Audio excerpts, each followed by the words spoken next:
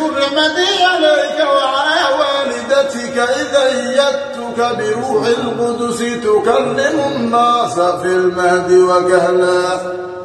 وإذ علمتك الكتاب والحكمة والتوراة والإنجيل وإذ تخلق من الطين كهيئة الطير بإذني فتنفخ فيها فتكون طيرا بإذني وتبرئ الأكمه والأبرص بإذني وإذ تخرج الموتى بإذني وإذ كفرت بني إسرائيل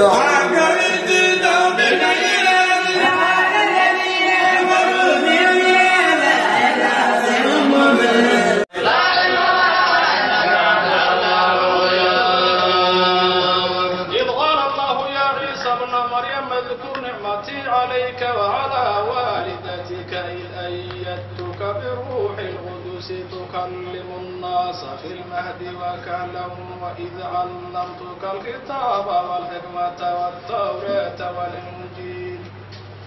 وإذ تخلق من الطين كهيئة الطير بإذني فتنفخ فيها فتكون طيرا بإذني وتبرئ الأكمه والأبرص بإذني وإذ تخرج الموتى بإذني